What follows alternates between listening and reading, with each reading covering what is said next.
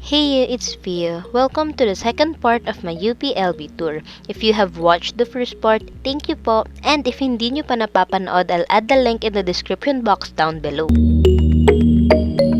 Doon sa previous video, the UPLB campus tour, ang ginamit kong map ay galing sa biyahenglaguna.com. And then, inikot namin yon via car yung buong campus. Now, for this video, ang iikutin naman namin ay ang buong CEM or College of Economics and Management. So, yung sa smaller circle, yung buong CEM. So, by foot naman ngayon. So, dadaan kami sa UPLB gate and then liliko na. Makikita rin doon yung Raimundo gate na mas mapapakita namin kung i-zoom natin to. Para naman sa CEM Tour, ang gagamitin kong map ay galing sa UPLB College of Economics and Management Student Council Twitter account. Kumbaga ito yung zoomed version ng map na sa CEM lang nakafocus. Ang illustration na to, ang pinapakita lang ay yung mga building connected sa College of Economics and Management. Pero dahil dun sa tour namin, dinaanan din namin yung sa Kwek-Kwek Tower and sa Carabao Park, nagdrawing ako ng kaduktong nito. Ayan, so sa paint ko lang naman yan ginawa, pero yung tatlong bilog dyan, ang nire-represent nyan ay yung sa C-park. Yung dalawang box sa gilid ay yung mga pwedeng upuan, and then yung parang building sa gilid pa nun ay yung DevCom building. And then yung cylinder naman, yung Kwek-Kwek Tower. So simulan na natin. Ang susundan natin ay yung red line, tapos yung yellow line, kung dinerecho yon mapupunta tayo ng Kwek-Kwek Tower. Pero liliko muna tayo sa kanan, yung red line papunta ng CEM, na by foot lang and hindi kaya ng mga kotse. So yung makikita nyong video dun sa intro, yun yung galing sa UP Gate. Tapos tatawid lang tayo and then eto na yung view. Yung parang TV na may malaking screen, dun pina-flash yung mga world rankings and other stuff na niyayabang ng UP. Tapos, ayun na yung sinasabi ko sa yellow line na makikita yung C-park, yung Kwek-Kwek Tower, and then yung CDC na building sa kabila. Lalakad tayo pa kanan, tapos dito pwedeng mag-park yung mga kotse or pwede ring dumaan sa CDC. Pero pag yung papuntang CEM, palakad lang talaga. Kung gusto nyong bike car, kailangan nyo pang umikot. So, sorry kung medyo shaky, pero bear with me. Dito sa part na to, dati kapag Christmas season, may mga Christmas lights and iba pang design.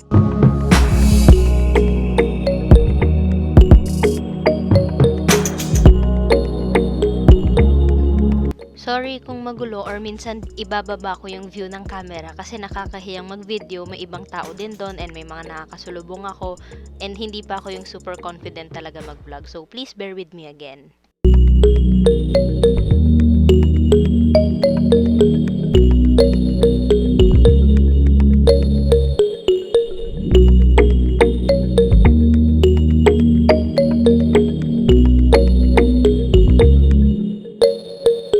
Dati sa part na to, merong malaking puno pero pinutol na nila even before mag-pandemic pa yon. So,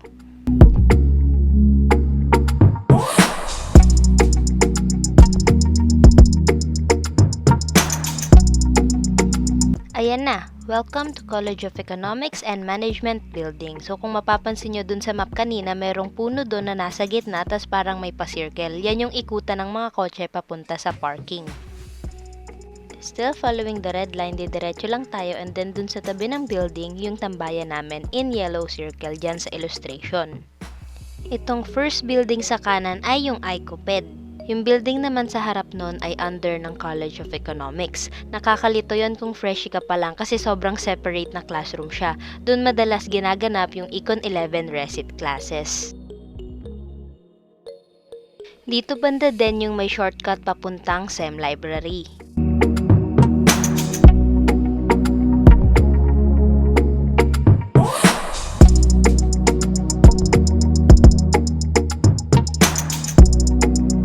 Ito naman yung CEM parking lot sa tapat ng College of Economics. Dito sa College of Economics, dyan kami nagsistay kung meron kaming GA or General Assembly dun sa org ko. So, sobrang memorable nung view na to and sobrang nakakamiss talaga.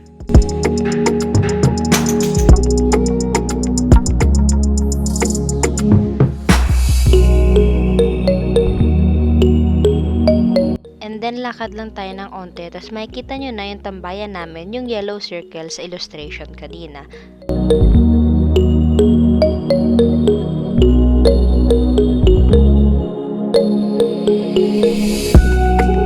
And then simula doon, kung diretsuhin natin, makikita na natin yung Raimundo Gate. Doon sa part na yon merong building dati, dorm ata siya, and then sa baba nun merong Janjes or Janges. Hindi ko sure yung pronunciation, pero may kainan, may Xeroxan. Yung katabing building ng Department of Economics ay yung Department of Agribusiness Management and Entrepreneurship. So, dyan mostly yung classroom ko since yun din yung course ko. Andyan yung mga pros, mga classroom, and then masarap din tumambay dyan kasi abot yung UPLB Wi-Fi and malamig tapos may upuan din sila.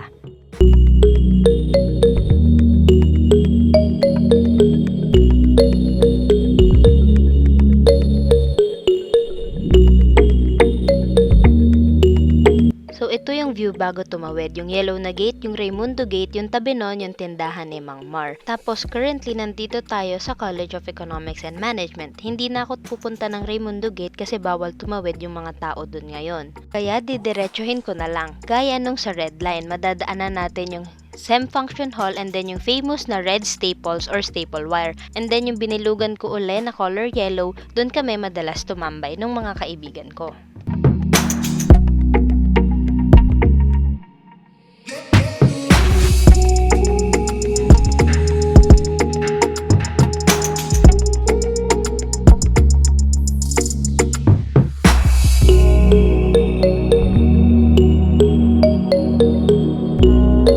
So, ayang sa gilid ay parking lot, tapos ito yung building pa rin ng Dame. Ingat kayo pag maglalakad dyan, tapos umuulan kasi tiles, tapos madulas. Sa gilid nito, merong space papasok sa mga classroom and then meron din dong CR.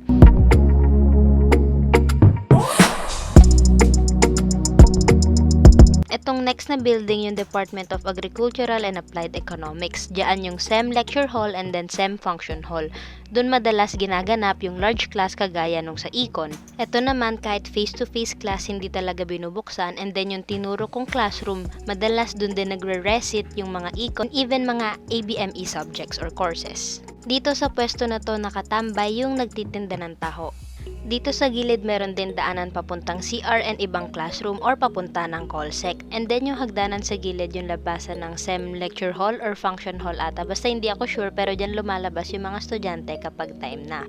Gaya nga nung sinasabi ko, ito yung Office of the College Secretary. And then itong pula naman sa gilid ay yung famous na staple wires or red wires kasi mukha siyang staple wires. Pero hindi ko talaga alam kung ano yan kahit na taga-SEM ako. So kung alam nyo yan, comment down below kung ano ba talaga yan. Hehe. Itong view na to, hindi lang siya familiar para sa mga SEM students, kundi sa lahat din. Kasi ito yung daanan mo from Raimundo Gate papunta ng CAS, pwede ka ring pamunta ng Kwek-Kwek Tower. Maraming dumadaan dito. So, kahit napakainit, sobrang nostalgic or sobrang nakakamiss yung view na to. For me, ewan ko rin sa iba. So, pag-akyat dito sa kanan, nadaanan natin siya sa tour by car. Tapos, itong pwesto na to, yun yung sinasabi kong gusto naming tambayan. Kasi, dito nagme-merge yung halos lahat ng mga estudyante kahit sa iba't ibang courses, papunta ng Raimundo Gate. So, ang dami mong makikitang mga tao dito. Pwede ka dito mag-hunt ng crush mo. So, dito ako madalas tumatambay kasama yung mga kaibigan ko. Kasi, perfect spot siya. Abot yung UPLB Wi-Fi, tas maganda rin yung shade. Kung susundan naman yung violet na line, dun pwede yung kotse. Dun pwedeng umikot galing dun sa CDC na dinaanan natin kanina. Pero nadaanan na rin natin yun dun sa tour natin kasi yun yung likuan after ng CEM. Pero for private cars lang siya, so bawal dito yung mga public vehicles like yung jeep. So kailangan mo talaga maglakad. So, mostly ito yung view mo kung galing ka sa IWEP or sa CAS papunta ng Raimundo Gate. So, dadaan ka talaga dun sa CEM. So, pagkaakyat ng hagdanan, tas kumaliwa ka, ang makikita naman natin dun ay yung CEM Dean's Office and then yung CEM Library.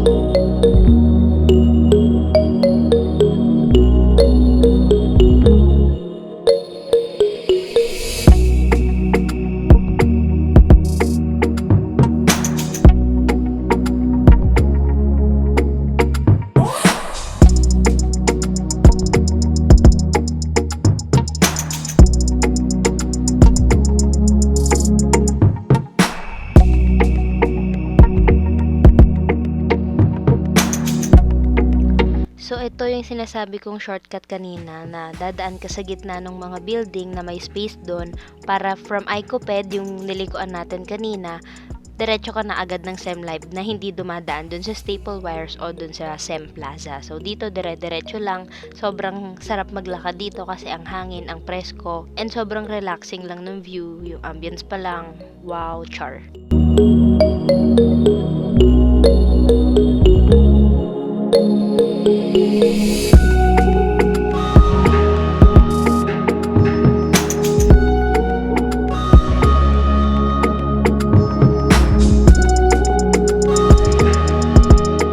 So eto na yung CEM Live, kasama din dito yung REDREC or Rural Economic Development Renewable Energy Center.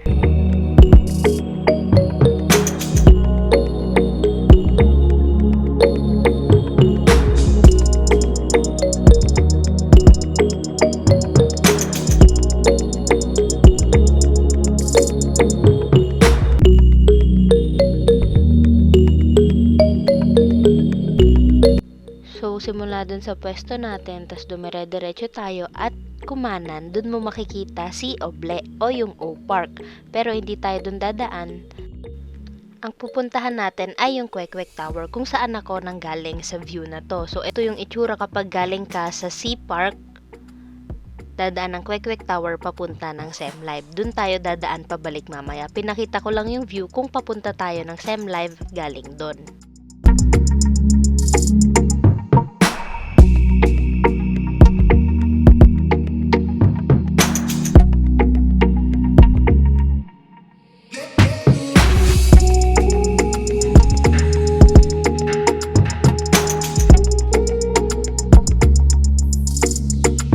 So, hindi na ako papasok kasi bawal talagang pumasok sa mga buildings ngayon.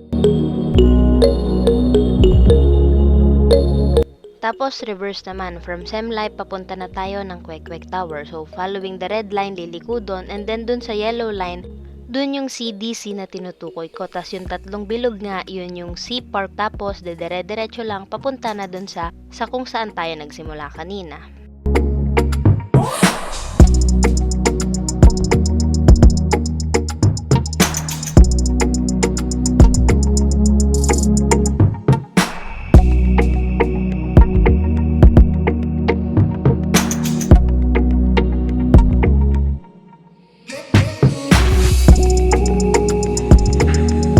So, yung nasa harap yan yung tatlong bilog, tatlong Carabao yan, kaya rin siya tinawag na C-Park. Sa part na to, naabutan pa ng batch ng ate ko na merong pond or tubig dito, pero ako nung 2018, wala na dyan tubig and wala nang mga isda.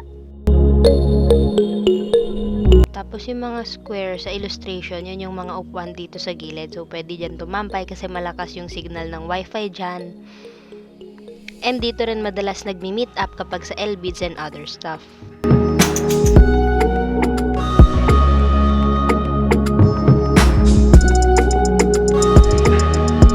Ayan na, nakaikot na tayo. Tapos dun sa tinuturo ko, dun tayo dumaan kanina sa CEM sa simula ng video. Dun naman yung UP gate, tapos yun yung dorm ko.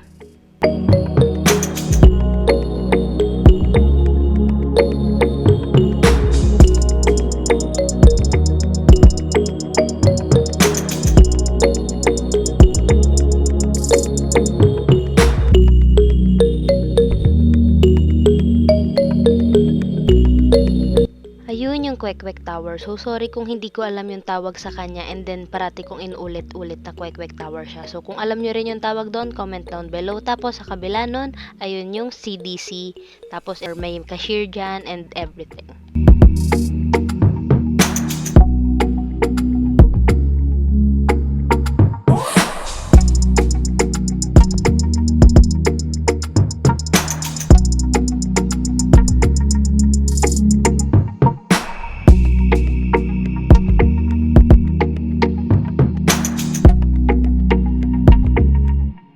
Tapos dire-diretso lang and then nandun na ulit tayo sa kung saan tayo nag-start pagkatawid. Ayun yung dorm ko, tas lumiko tayo doon papuntang CEM, doon ako sa second floor. Ito yung view sa dorm ko. So, makikita nyo yung nilikuan natin papuntang CEM. Dito naman pakaliwa, yun yung mat building, sa diretso, yung C-Park. Pagpabalik naman, yun yung UP gate. That's all. Thank you for watching. Remember to keep the world full of sugar and spice and everything nice. Also, subscribe to my channel. Thank you!